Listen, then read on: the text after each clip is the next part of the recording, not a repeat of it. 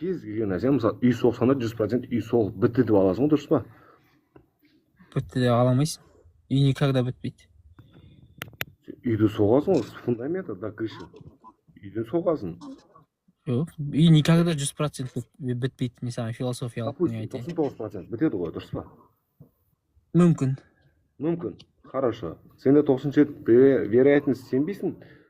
Енді 2% сенетіндігің болып тұр ғой бұл жерде. Көргелі бері осы да менде негізі ше. Бұл жігіттің 2%-тігі. Не мазалап жүр? Жоқ, жаңағы сен құдай жоқ дедің. Жоқ нәрсеге дәлел болмайды ешқашан, дұрыс па? Аха. Мен түсінігім бойынша солай болып тұр.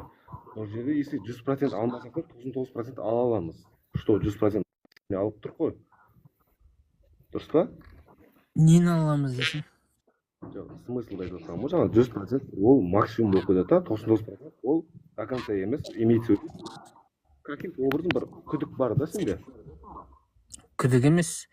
Ол деген андай ықтималдық қалдыру керек адам, чтобы зомби болып кетпес үшін. Зомби деген мәселені қалай түсінсек болады өзің? Қалай? Серьезно айтып. Былай ғой, короче. Былай.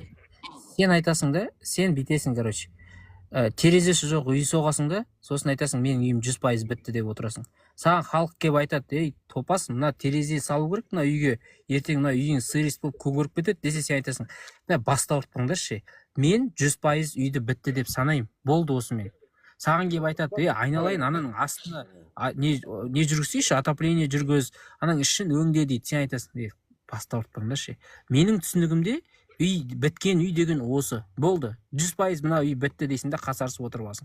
Ал егер сен какой-то бір процент мына үй бітпеді ау деген ой болса, сен айтасың, сен өзің үй бітті деп ойлайсың. Бәріне айтасың, ойбай үй бітті дейсің. Басқалар келеді да сенің үйіңнің бітпегенін дәлелдейді да. Сол кезде сен айтасың, бітпеген жерлерде бар екен ғой деп қабылдайтын сенде 1% бар да. Бағанағындай тугадум зомби болсаң, сен қабылдамайсың никогда. Жоқ, менің үйім бітті деп отырып аласың да, сөйтесің да, терезесі жоқ үйде отырасың төрт қабырғада. Жоқ, брат, енді ысқақ былай ғой енді бауырым. Сен үйде сен біттім деп қай уақытта айтасың? Сен сонда фундамент әркім әр кезде айтады. Крышаң жаптың, болды емес қой. Ішінде дүниеңді толтырасың, бойыңды жабыстырасың, пластигін қоясың, мысалға, төбеңе не қоясың? Не дейсің? Ұмытып қалдым аттарын. Гипсокартон жабыстыр, пешіңді қой, пара бойыңды қой, дүниеңмен толтыр. Вот сол кезде айтасың, үйім бітті деп. Соның өзінде бітпей қалған жері шығу мүмкін ба? Мысалға. По-любому бірдеңе шығады ғой бітпей қалған. Мысалға енді келтірші енді осы жерде, осы тұрыста енді. Енді сен маған жіберші, бір үйіңді алда, ішіне бүкілін салып, ішінде не барын бәрін ескердім деп маған жіберші, мен саған бір минус тауып берейін ішіне. Мысалға мен айтайын, өз аузымен былай енді бар фантазиям қосып тұрсаң айтайын. Айт. Мысалы мен үйді соқтым, фундаментін соқтым. Тұра тұр. Так, адамдар астында отыр ғой, бәрің қағаз парақ алыңдар. Қазір Мәкеннің бітті деген үйіне не қосуға болатынын айтуға дайындалып отырыңдар. Хорошо, жарайды. Мысалға үй соқтық. Дұрыс па, Асқақ? Үй соққаңызды фундаментке төмен қарай төмен түсіресің. 1 метр, жарты метр хотя не болу үшін, опор болу үшін, дұрыс па? Фундамент жерге кіріп кетпеген дегенде. Сөйтесің, үйді көтересің, қабырғасын көтересің, полыңды саласың, стенаңды тұрғызасың.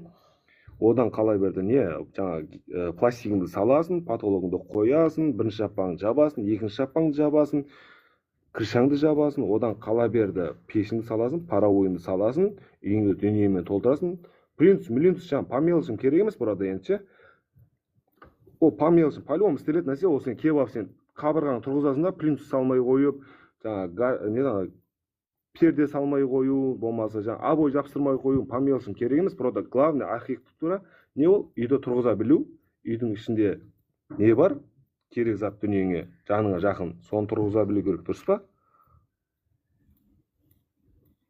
Сен үйіңде подвал жоқ. Подвал керек емес, ал.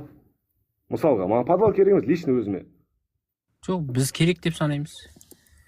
Керек адам өзі салады ғой, маған лично мен өзімнің үйімді айтатын. Біз сенің үйіңді бітпеген деп санаймыз. Жоқ, мысалға мен общество айтып жатқан жоқпын ғой, жұртқа мен жұрттың архитектурасын істеп беретін жоқпын, мен өзіме керек затымды істеп жатырмын.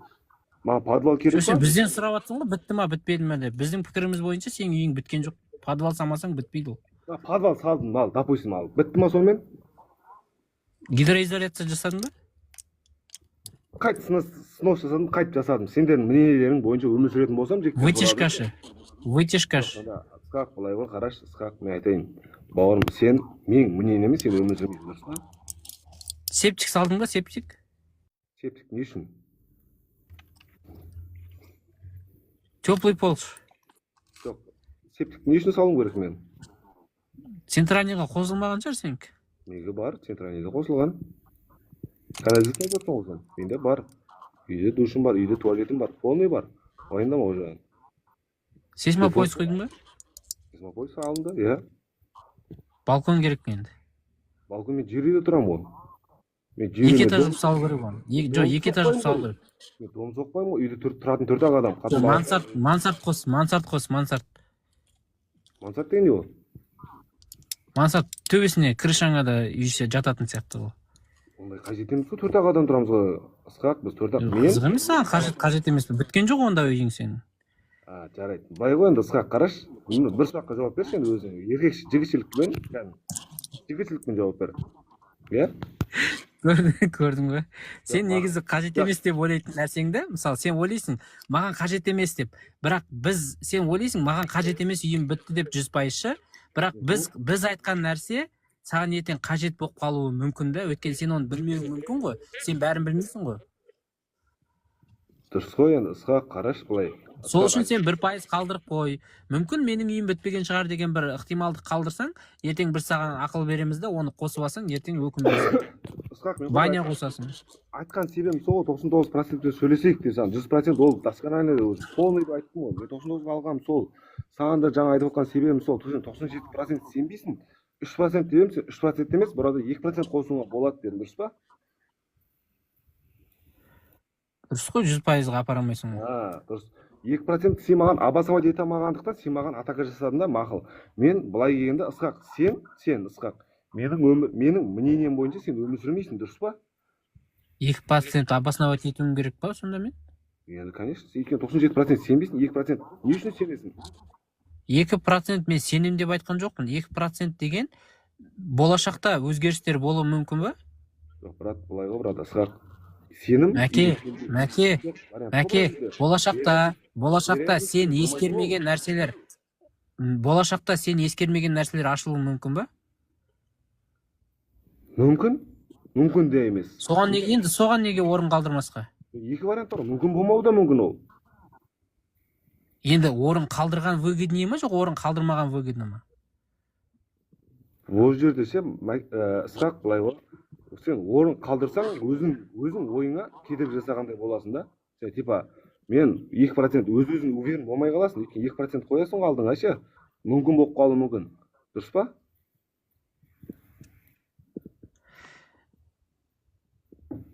Дұрыс емес па?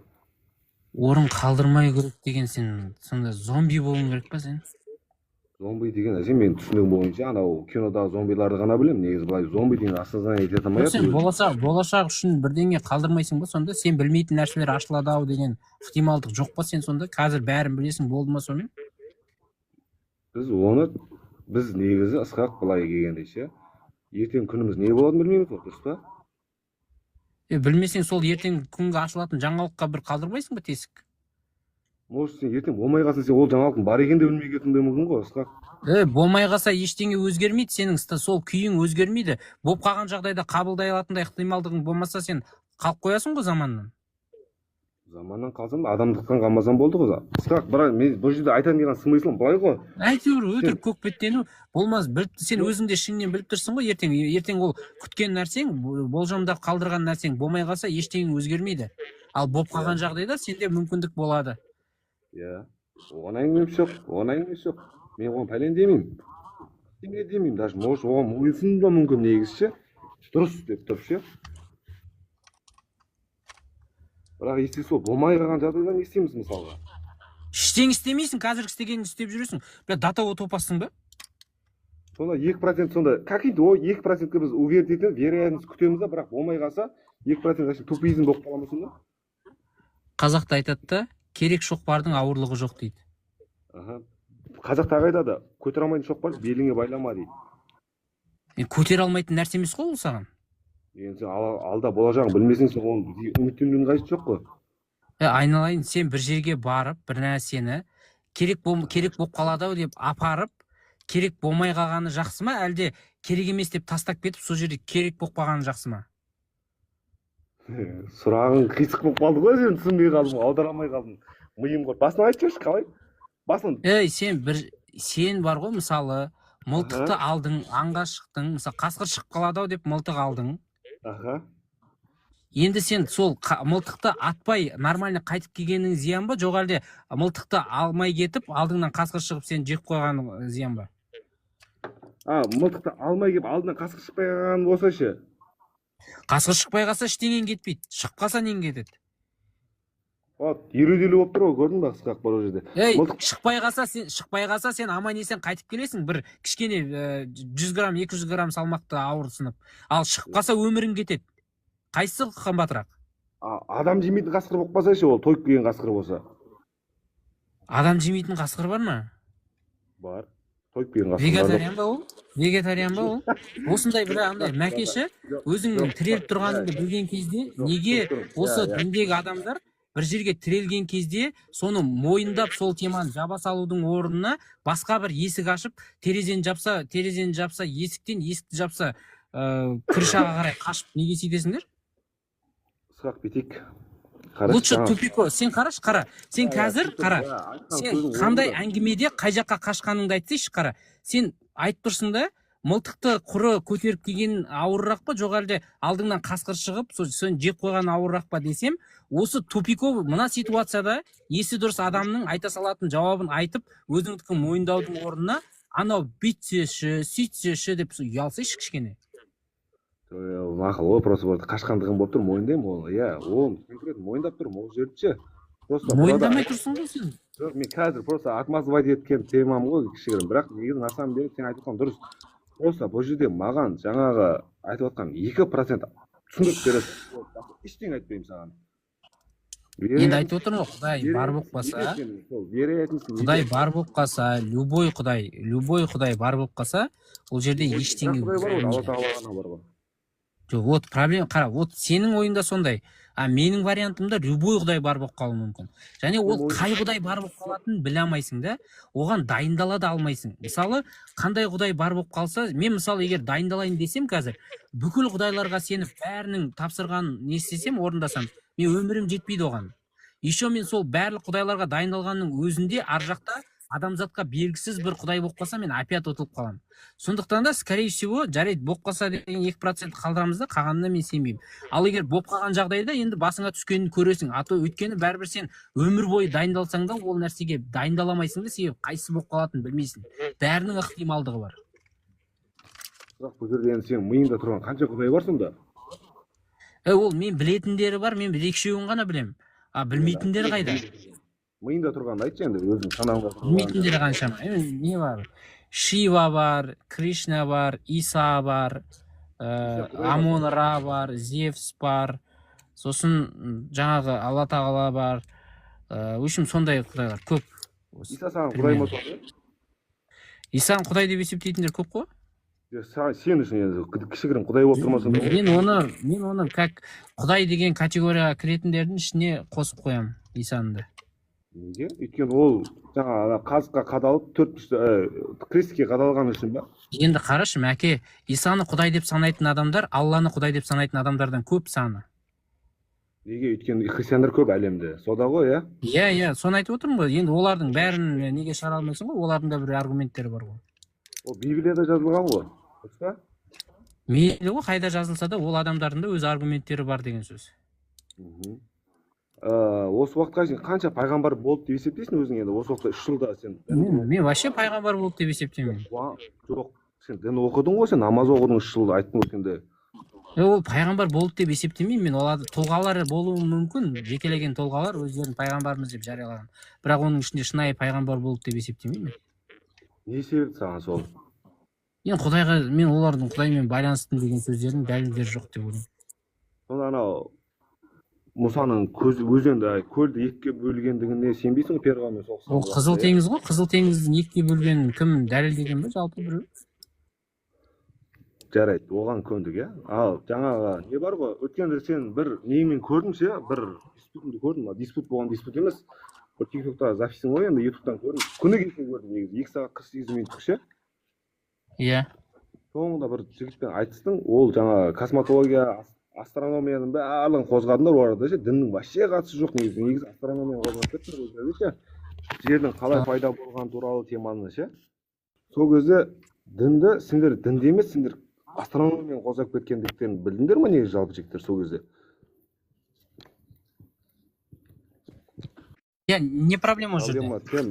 Проблема тем деп, орысшада білмеймін, ол просто. Олай ғой. Просто дінде айтылғанда сен айтасың, жаңа тозаң болғанға дейін, бұлт пайда болғанға дейін жерде сен тауыңда пайда болып қойды, барлық пайда болып қойды дедің ғой сен, жаңа жігіт атын ұмыттың, ол жігіт атын айтпайды даже ше. Иә. Вот мысалға сен ол ілімді сен қайдан алдың мысалға?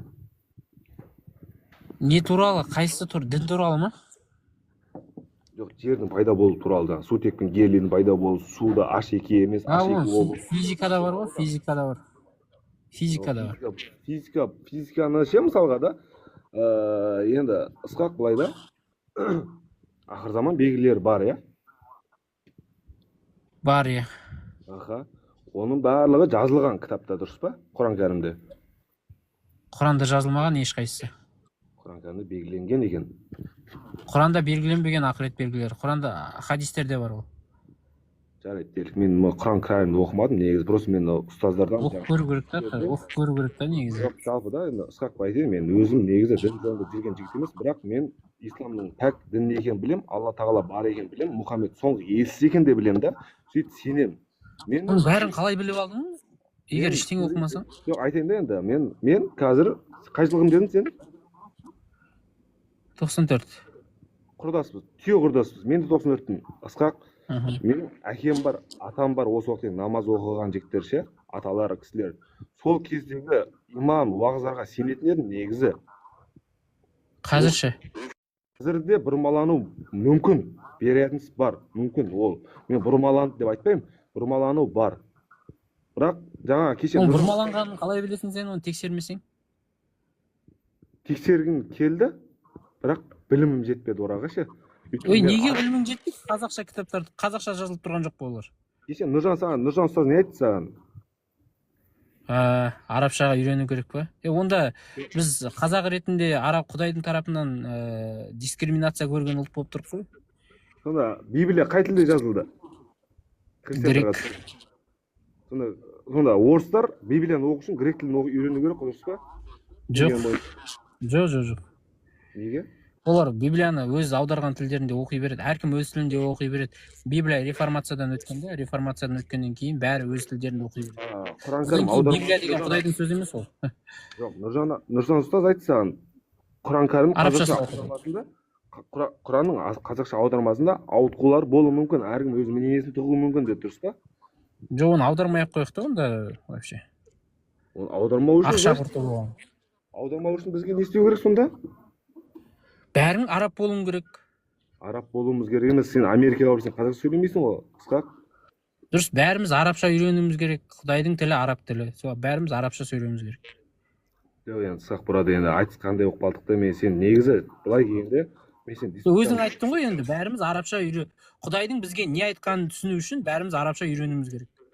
Әйтпесе түсіне алмаймыз Құдай бізге не деп атқанын. Құдаймен біздің сөйлесетін тіліміз араб тілі болады.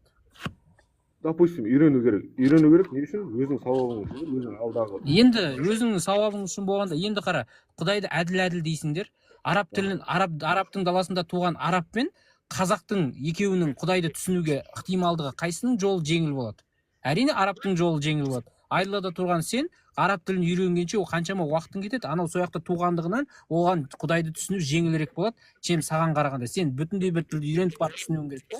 Через кого шығуың керек. Қайда әділдік? Әділдік бұл жерде ше, әділдік айтады, жерде жоқ, көкте жоқ дейді. Ысқақ. Өйтіп айтсаң, вообще сен діннен шығасың. Сен қудың ба? Әділдік жерде жоқ, көкте жоқ деп. Иә, әділдік тек Құдайдың алдында. Әділдік көкте жоқ деп, көкте жоқ десең, біріншіден сен сәләфит боласың, Аллахқа мекен бересің. Екіншіден, Аллахтың құзырында әділдік жоқ десең, сен вообще діннен шығасың. Діннен шығаратын ешкім жоқ бізді. діннен ешкім шығарамайды, ысқақ бұрада. Діннен... Құдай әділ емес десең, қалай діннен шықпайсың сен? Жоқ, көкте деген нәрсе тема енді былай ғой, қазақшылықта ол қазақтың сөзі болды, байқадың ба негізі? Дін әділдік көкте жоқ, жерде жоқ деген қазақтың сөзі ол. Ол басқа жерден аударылып келген сөз емес негізі. Қалай айттың емес. Жоқ, қазақтар айтады, дұрыс па? Әділдік жерде жоқ, көкте жоқ деп. Ол басқа қазақтар емес, оны Қытайдың бір ақын айтқан, ана Қытайдың арғы бетте жүрген бір ақын айтқан ақын. Сол жерде айтқан оны. Ол бүкіл қазақтың сөзі емес, ол қазақтың сөзі. Ақыр қазаққа жаның ашиды сен, именно сен.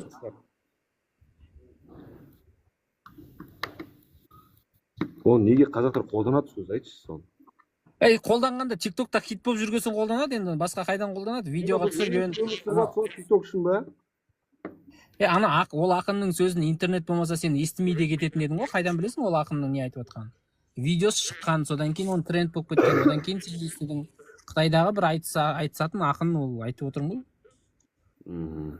Қазақтың сөзі емес ол. Біз андай болып кеттік екеуміз, бір-бірімізге кәдімгідей қарама-қайшы келіп қалды. Негізі мен сені жігітті ше. Сен өзің дініңе қарама-қайшы келіп қаласың қазір. Мен дінге ешқашан қарама-қайшы келе алмаймын. Келмеймін даже. Енді Құдайдың құзырында әділдік жоқ деп қойып отырсың.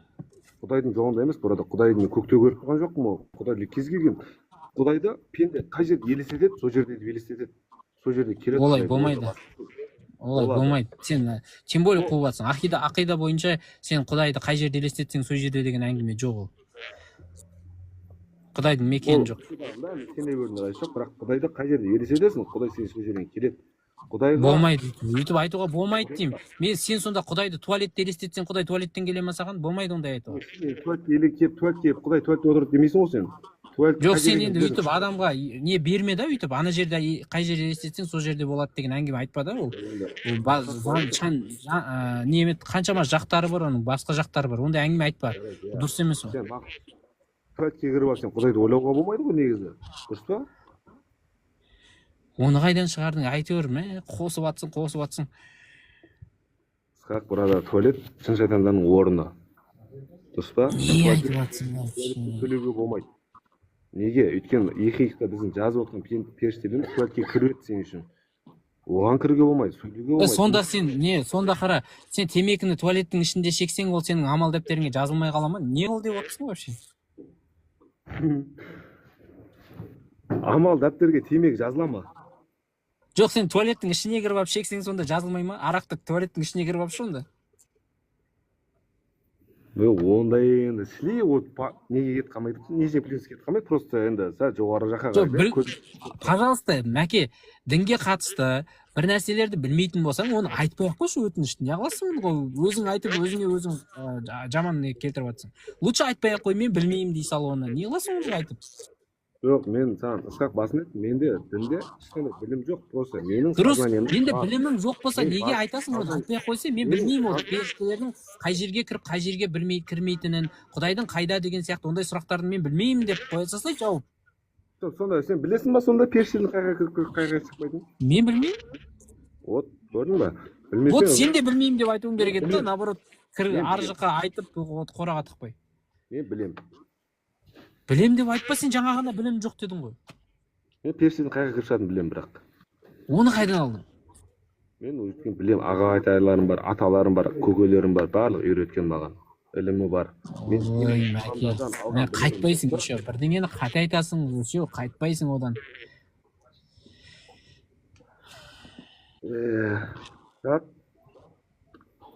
Дінге қатысты келген кезде білмейтін нәрсені білмеймін деп жабасаған деймін. Неге? Сен өзің айттың, дін талқылауға қорықпаңдар дедің ғой, дұрыс па? Жоқ, талқылаған кезде өтірік айт деген жоқпын ғой мен. Мен өтірік айтқан жоқпын, өзім мнениемді айтатын burada. Мен келіп мнениең сен дініңе қайшы келіп қалса да опасный ғой енді.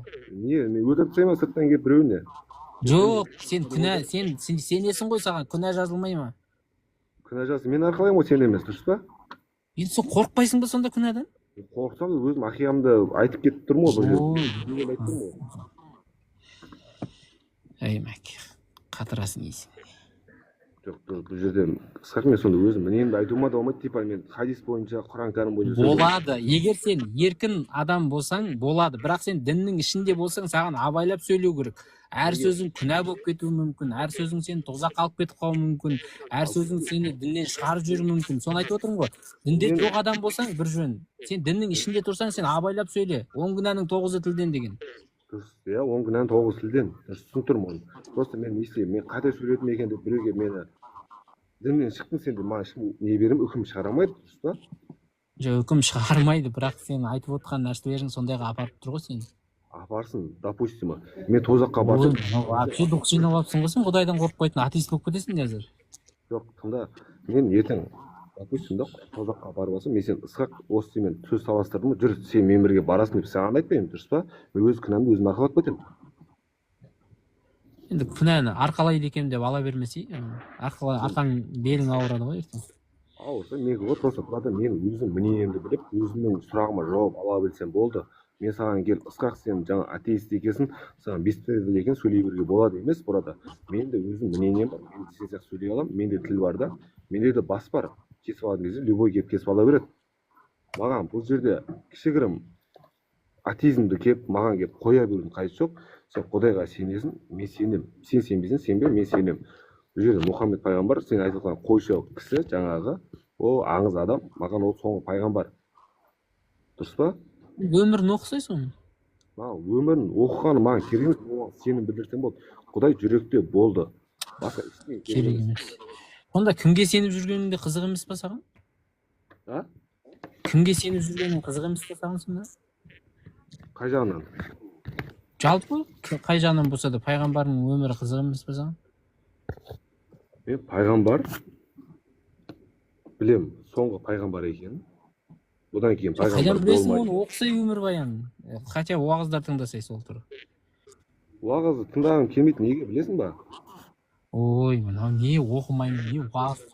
Сені дінге тартуға вариант таппай жатыр ғой уже. Ысқақ болады да, қарашы. Ән қылып айтып береміз ба, не істейміз саған енді? Кітап қылып жазып берейін ба, сурет қылып салып берейін ба, білмеймін. Мұсылмандарды дінге шақыру осындай қиын болып кететінін кім ойлаған? Дінге шақыру кезінде пайғамбарда айтты ғой, жаңа дінді ұстау қолға немен ұстағанда Шоқ ұстағандай, енді ондай заманда тұрған жоқсың ғой, мәке қойшы енді. Сен қазір ислам ұстасаң, сен ешкім барып басын жауып кететін. Наоборот, қазір комфортный жағдайда тұрсың ғой сен. Дінді қалай ұстаймын десең де бәрі бар қазір. Ондай сылтау айтпайсың. Сода келіп тұрды да енді burada. Сен келесің, діннен шығып кетуің мүмкін, кінә арқалап кетуің мүмкін. Мен комфортный зонада тұрған кезде маған былай келгенде шықсай комфорт зонадан шық. Комфорт зонадан шық. Комфорт зонадан білім ал. Жоқ, не қоямын. Өзім жіберем бар ғой. Ютубтан ссылкаларын тауып бар ғой, жекеңе өзім жіберем тек. Жоқ, мен ондай бар тыңдамаймын да, сенбеймін да. Ой, қанды іштің әке. Мен жолдас балам саған андай қылып тұр да, сен сөзін сөйлеп, маған келіп аузын жауып тастады дейді. Мен әлі кешін сөйлеп отырмын мысалға. Мен өзімдікін қойып жатырмын, мен өзім мінейінді айта алдым. Мен де өйткені аргумент бойынша сөйлейтін болсақ, мен Нұржан ұстаз ұқсап оқуым керек біраз әлі. Нұржан ұстаздың айтатын дүниелерін, мен бір кеңес берейін да, мына мұсылман бауырларға қараңдар. Мына Ысқақ сияқты атеистермен сөйлесу үшін бір кітаптың негізі үлкен көмегі бар. Ол Абул Мансур Матуридидің Китабы Таухид деген кітабы бар. Ағылшынша тауып немен ChatGPT-мен аударып алсаңдар болады. Кішкентай ғана кітап, мынандай пышақтың жүзіндей кітап. Бірақ философиясы мощный жаңағы. Мына Матуриди ақидасының негізін қалаушы Абул Мансур Аль-Матуридидің Китабы Таухид деген кітабы бар. Кішкентай ғана. Соны оқыңдаршы, мына комментарийда отырған мұсылмандар болатын болса, анады бір оқып кебасыңдар. Атеисттер біле ғой, қазақ еліне бір атеист, қазақ еліне мұсылмандар болып отыр. Жігіттер, мен атеист болмаймын да дальше. Мен Құдай. Сол кітапты бір оқып алсаңдар, мощный ішінде аргументтер бар кәдімгі. Құдай не үшін бар, неге ол бар болу керек, оны қалай білеміз деген сияқты күшті аргументтер бар. Соны оқыңдаршы. Ысқақ мысалға да, ана Нұрсұлтан ұстаз бар ғой. Ысқақ. Білмеймін, негізі үлкен кітап болса мен кішкентайын таптым әйтеуір ағылшыншасын. Оқып көргем кішкене жерлерінше, бірақ муштеймін. Мәке, жақсы, рахмет саған, алғысын. Кетейін деп жатқан жерден ұстап алып көрмейтін. Жарайды енді.